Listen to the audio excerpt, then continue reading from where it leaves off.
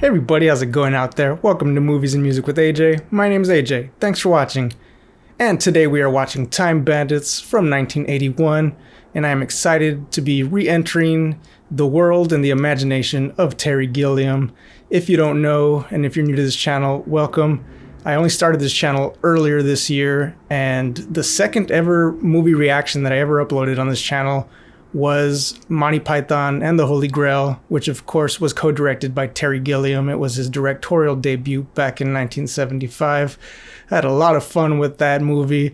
I mean, one of the biggest laughs I've had watching a movie in my adult life was in that film.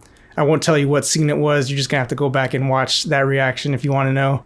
But yeah, that was back in April that I uploaded that video, so I thought it was long past due that I get back into some Terry Gilliam. And by the way, for everybody who watched that video, who clicked the thumbs up button, who commented, thank you very much. Like I said, that was only my second ever movie reaction, and it just took off. If you go to my channel page and look at the popular uploads section where it shows you my most viewed videos, you'll see sitting very comfortably at the top is Monty Python. It has over 3 times as many views as the next closest watched video. So yeah, I don't know what happened with that. Honestly, if I was a little bit smarter of a marketing person, I would have just the next week watched Life of Brian, because apparently y'all wanted Monty Python.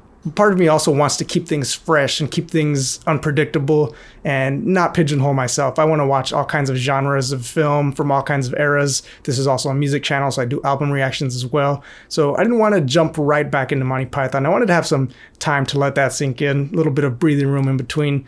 But I will say, if you were a fan of that reaction and if you're a fan of Monty Python, I am going to be watching Life of Brian before the year is out. I'll just say that from what I do know about Life of Brian, I feel like maybe around Christmas time might be an appropriate time to watch that film. So yeah, you can look forward to that for sure. But in the meantime, we're here to watch Time Bandits, and I'm excited to watch it.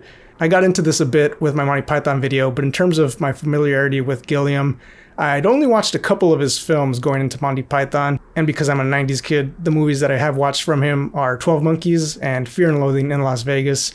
I think I might have forgotten that he did Fear and Loathing actually when I did my Monty Python intro, so I might have only talked about 12 Monkeys. So yeah, I really don't know much about this film, but looking at that title, Time Bandits, and knowing what I know having watched 12 Monkeys, it seems that maybe time is a recurring theme in Gilliam's work.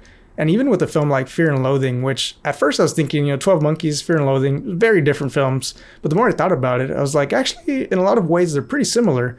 They're both about perception and our perception of time and physical space and how those perceptions can be altered and sort of messed with, and how that can put you in a weird state of mind where you're not sure what you're experiencing or when you're experiencing.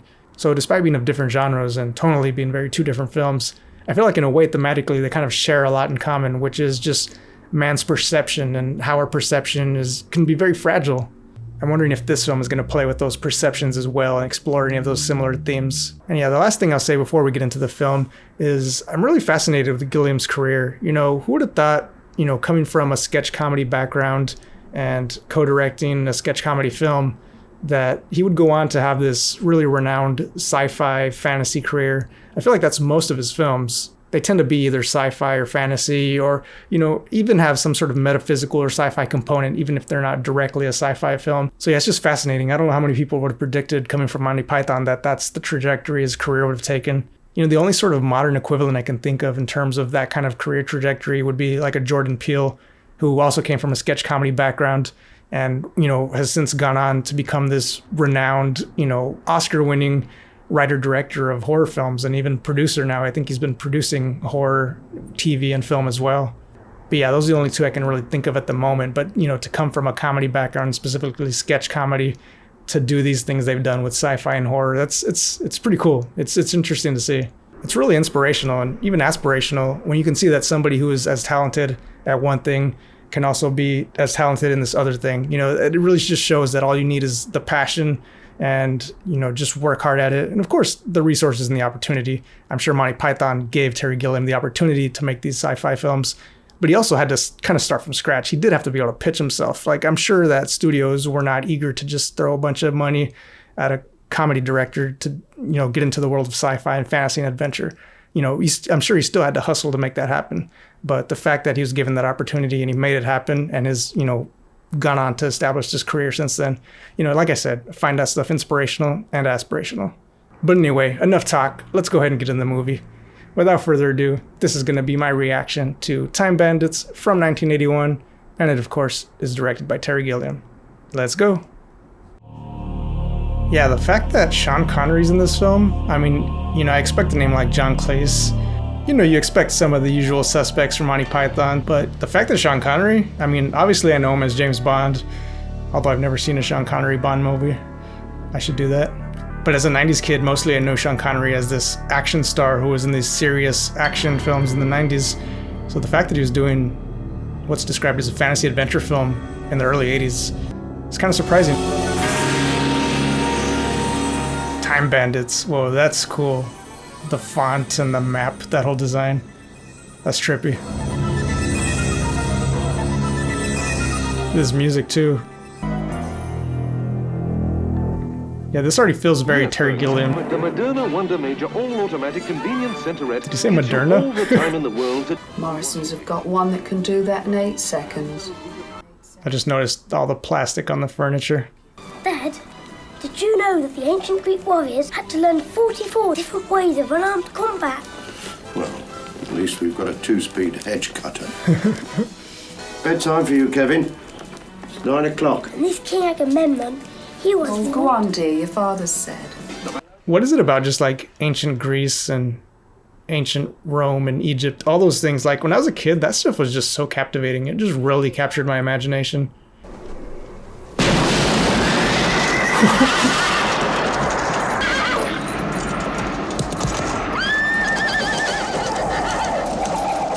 Yeah, like I said in the intro, Gilliam likes exploring our perception of time and space.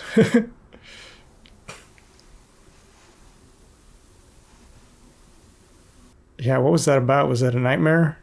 This kid just hallucinating? What the hell is going on up here? I told you to put that light out and get to bed. And no more noise. It came off just like that. The whole thermostat. That's the toaster, the spreader, and the slicer all gone. I like how this scene starting with that blender is almost shot like a commercial. Can I go? You're going to bed in good time tonight. Like this was like the angle you would see in a commercial that's advertising that blender. Just gonna wait. I mean, I'm pretty sure it would just be a total blur.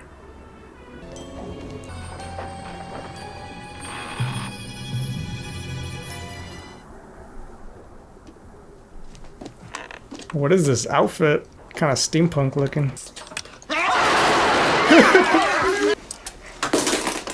I could explain everything, sir. His outfit looks like a Napoleon outfit, but he's got like Wild West bandoliers, a pilot helmet. Who are you? That's not him. It didn't sound like him, did it? It isn't him. Let's get it. Who's the him? It's a kid. Right, listen to me. Just tell us how we get out of here. Keep quiet and you won't get hurt. Why didn't you get out the way you came? Don't try and be smart with me, you little creep. I don't know. He's found it. What? The way out. He's never done that before. Well, this reminds me of, there was this Spike Jonze directed music video. It was a music video / Apple commercial, which, yeah. But they did something crazy like this with this apartment as well, where the walls pushed in this very psychedelic way like this.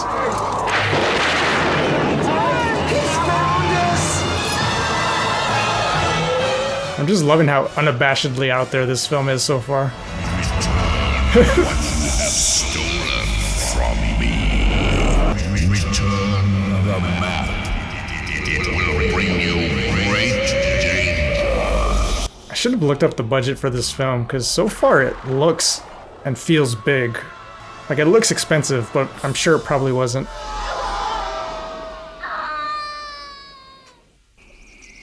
Hi, Goose. Who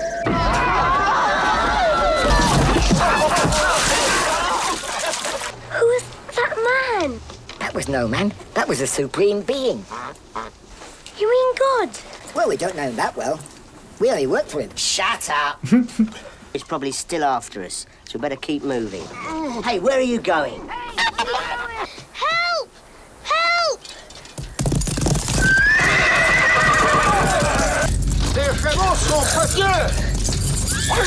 Are they in 1800s France? Is that where we're at?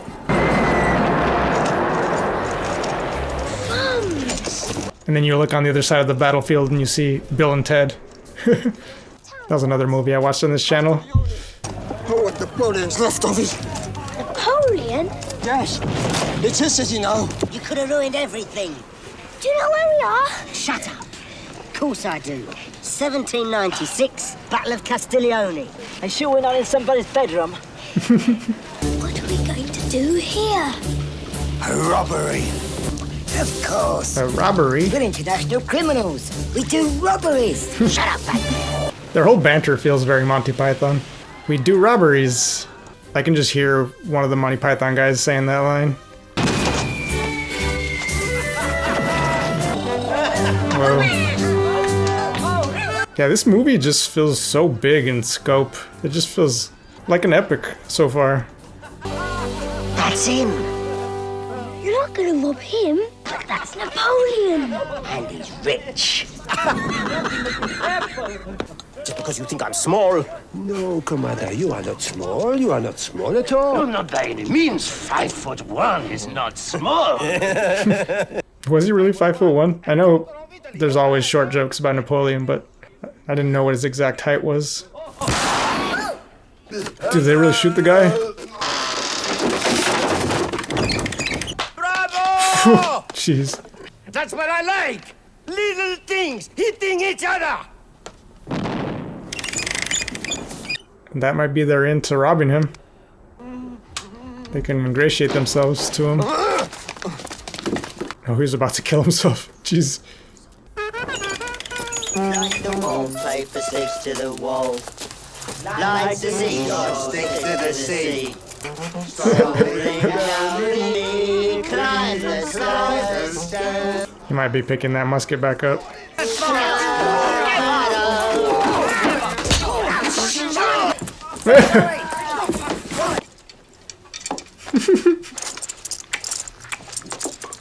Not for sure. Alexander the Great, whose empire stretched from India to Hungary 1 inch shorter than me. I found myself asking this during Monty Python and the Holy Grail, and I'm asking it now. How historically accurate are any of these depictions? Was Napoleon really this obsessed with height?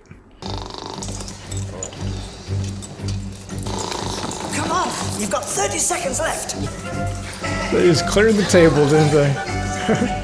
It's just so funny, though, to go to all this trouble to rob one of the most well-known brutal dictators in history, and you just take the silverware. That almost looks like the monolith from 2001. Hey, where are we? Where are we? Yeah, it's obvious. We're, In the Middle Ages. in the Middle Ages. Hang on, he's just a kid. He's not one of us. Can we really go anywhere? You name it, if it's down here. What's so special about that map? Well, this map, Kevin, used to belong to the Supreme Being. You stole it? Oh, no. Well, sort of. You see, he used to be our employer. He made all the big stuff like good and evil. So, you know, obviously, it's all just terminology, and you can use different terminology. But in a way, I guess, these guys in the Supreme Being, that's God and these are angels, if you want to think of it that way.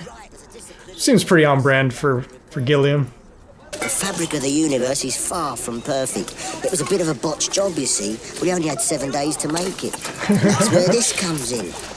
Hey, come on, smile. Why do I feel like this photo is gonna come back later? But I only want to talk to the boss. The boss? The boss? That's right.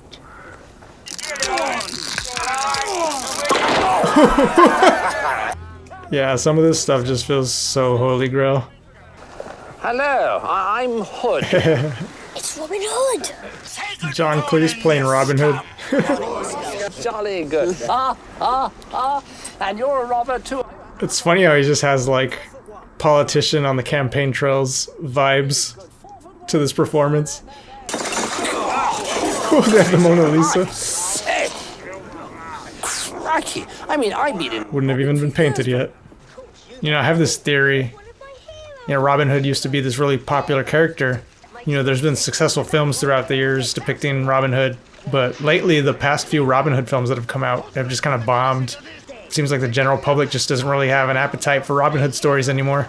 And so my pet theory about this is that we've had a couple generations at this point, media depictions and sort of political campaigns railing against the idea of wealth distribution to the point that a word like socialism, which used to be pretty innocuous, I feel like, is now considered this, like, it's a bad word. Nobody wants to be called a socialist, at least in this country. Like, that concept has been so demonized in this country that Robin Hood, like you said, he's just essentially redistributing wealth, and that concept is so demonized in this country nowadays that I don't think the American viewing public want a story where that's the hero. No one created me. I am evil. Evil existed long before good. I made myself. So is this the devil in this story? But why, if that's the case, Uh-oh. are you unable to escape? Just keep your mouth shut, man.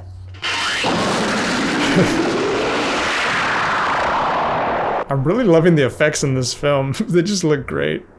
It's a good question. Yeah, this is just a total retelling or reimagining of heaven and hell and God and angels and Satan. I'm kind of surprised more people haven't done something like this, but also not surprised. I could see how that would be very controversial. Studios would not necessarily want to invite that sort of controversy. And when I have understanding of computers, I shall be the supreme being.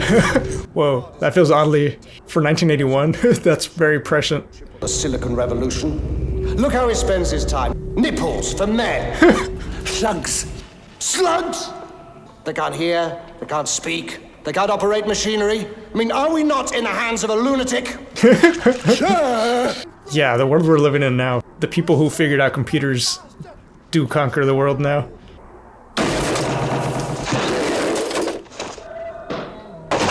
Oh, the costume design in this film is just, it's legit.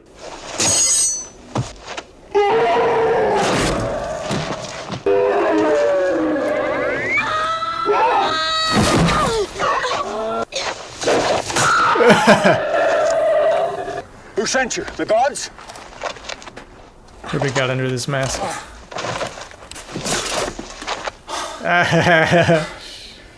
Well, the gods must have given you a name. Oh, yeah. It's pretty cool they had Scottish accents in ancient Greece. Well, Kevin. Here.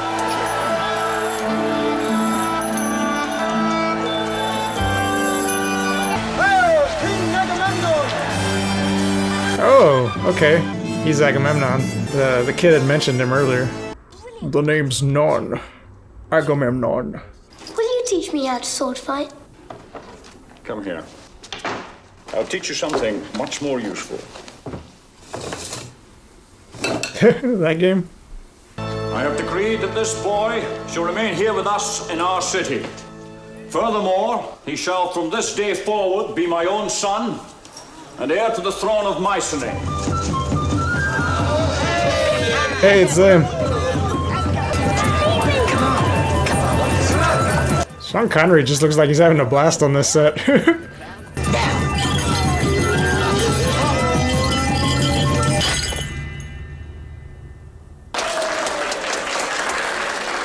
They ain't coming back.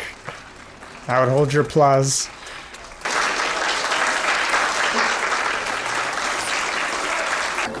Got something to say to you, Kevin. Go away.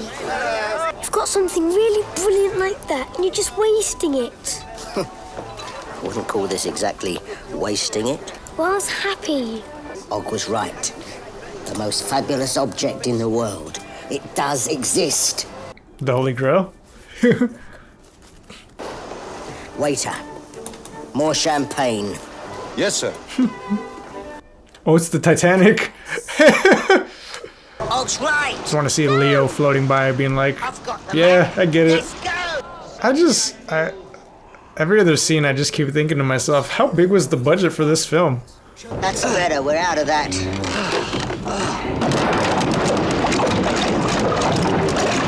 What is going on right now? Everybody below decks. This movie just keeps getting wilder and wilder.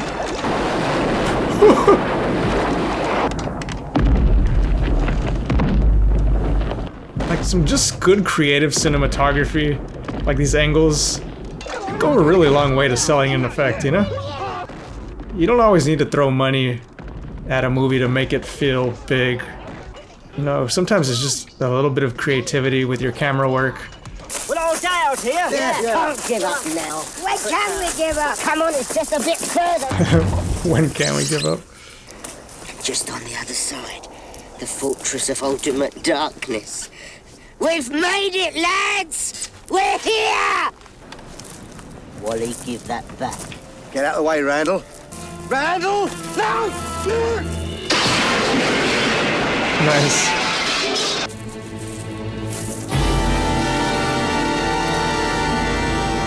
It's pretty awesome.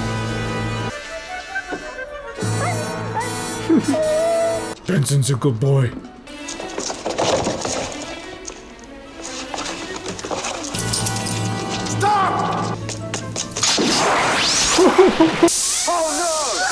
Oh no! By every means in my power!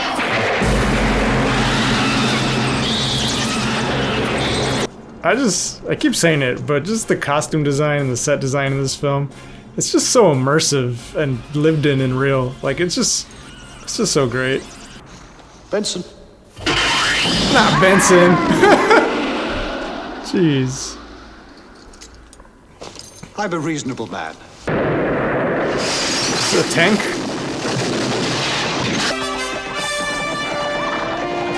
Are we gonna get the history Avengers?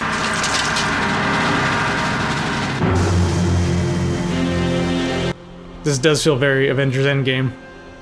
I mean, that movie was essentially a time heist as well, that culminated with all these different forces teaming up to take on the ultimate evil bad guy.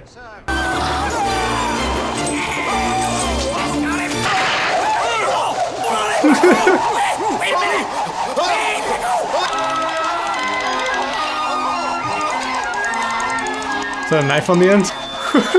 What is going on right now? Oh, okay.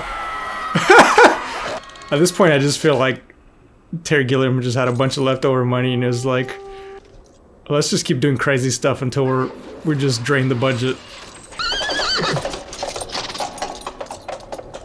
Those horses are like, nah, we're good. Come on, boys, let's get out of here. Whoa. That's an image. Next! Now what?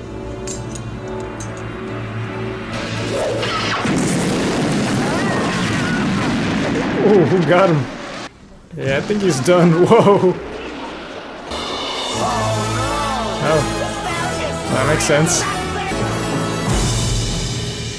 Oh, I hate having to appear like that. Really is the most... I'd like to explain everything. We didn't mean to steal the map. We didn't mean to run away. Of course you didn't mean to steal it. I gave it to you, you silly man. Testing my handiwork? I think it turned out rather well.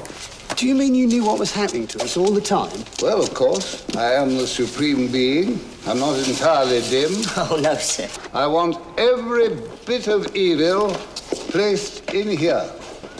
You mean you let all those people die? Just to test your creation? Yes. You really are a clever boy. Why did they have to die? You might as well say, why do we have to have evil? Yes, why do we have to have evil? Ah. I think it's something to do with free will. It's so weird that he walked behind the pillar and then came back and answered that way. What about my friend, sir? Can he come with us? No, of course not. But, sir, he deserves something. I mean, without him... Oh, don't go on about it. He's got to stay here to carry on the fight. Hey! You can't go! Uh-oh. Hey! Fidget. Hey, you can't leave me! Uh-oh. Don't leave me! Please, wait! Oh, is his house on fire?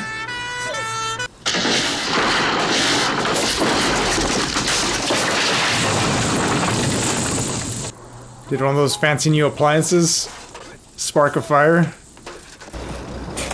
You alright? Hey. I think so.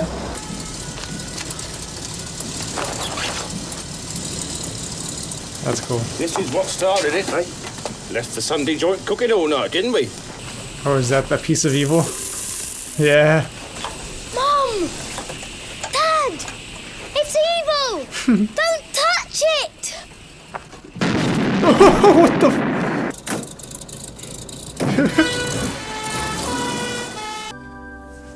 Dad?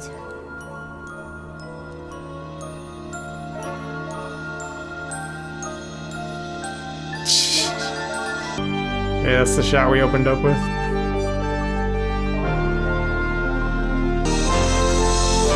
Also just loving this 80s prog rock synthesizer score.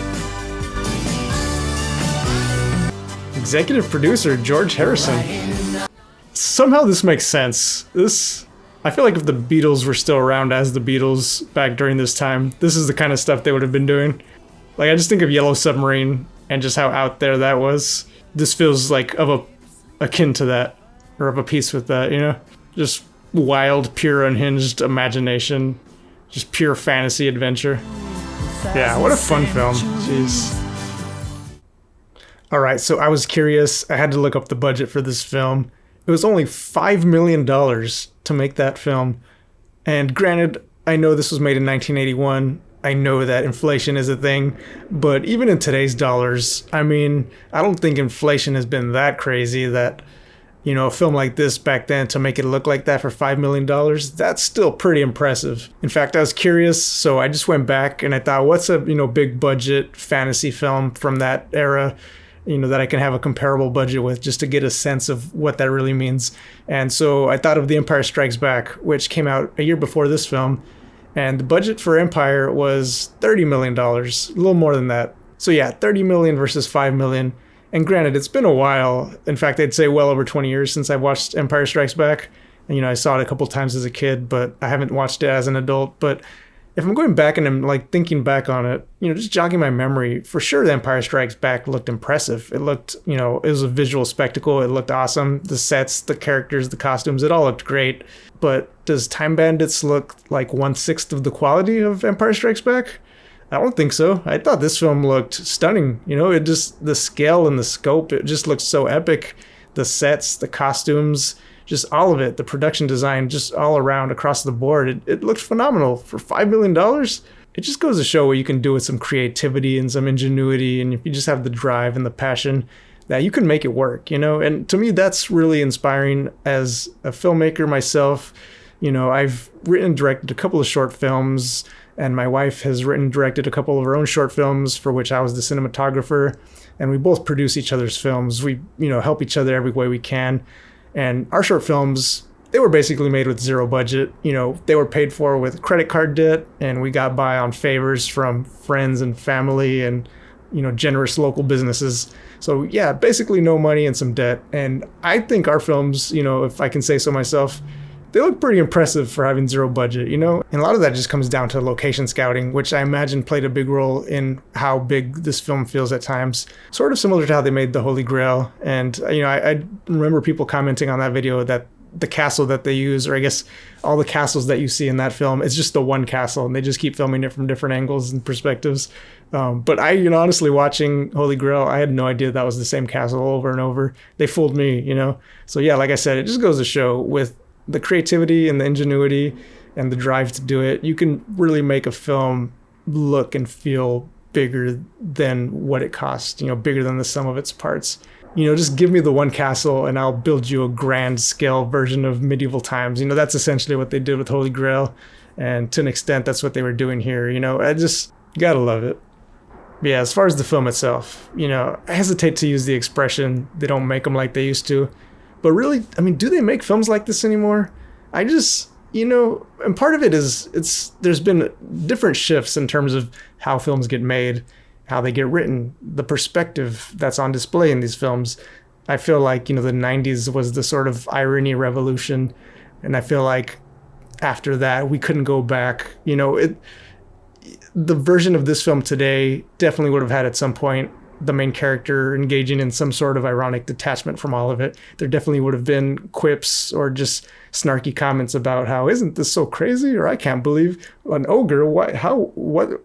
Ogres exist? There would have been somebody commenting on how meta and weird it all was. And there definitely would have been that in the modern version of this movie. But back then, you could still just make a pure fantasy epic film that was totally sincere, where everybody was just all in. I mean, Sean Connery looked like he was having a blast. It was all just very sincere and earnest, and everybody believed in the world that they were creating, and you don't have to do that whole thing of the ironic detachment or the commenting on how strange it is, especially in a film like this, where it's from the perspective of a child.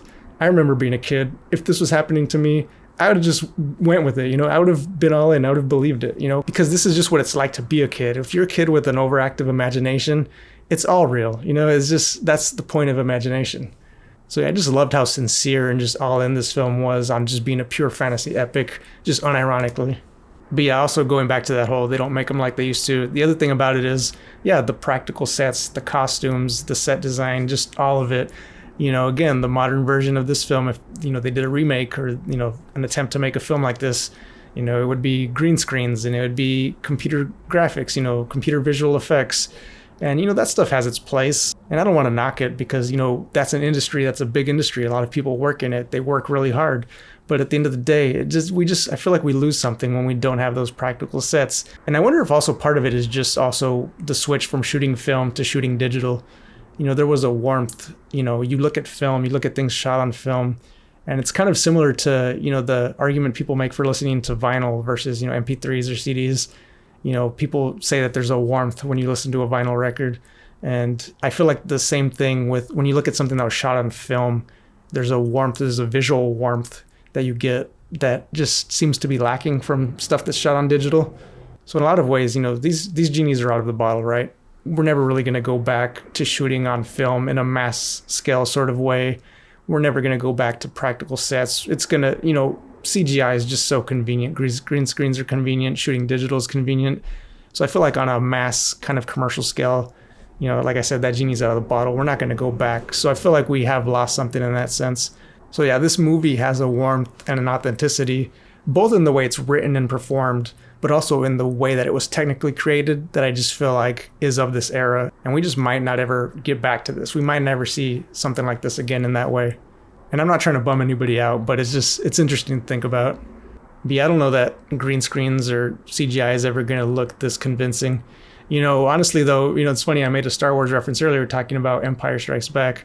I will say that the closest I've seen for computer graphics getting to emulating real life and looking seamless and looking real is when I was seeing behind the scenes footage of The Mandalorian and how they have this CGI dome, although it's not green screen, it's projection, which again, like old timey Hollywood, they used to do that rear projection. And you could tell that it wasn't exactly real, but it looked good for the time, And so yeah, The Mandalorian, the set was, they were shooting in this closed interior dome that was like a 360 projection, and they were projecting the set onto this dome. But it just looked so convincing that I never really even thought about it, I didn't question it. I thought maybe they did go out to this desert and shoot in this, vast expansive desert. But no, a lot of that stuff was just shot in this, 360 projection dome, and it looks phenomenal.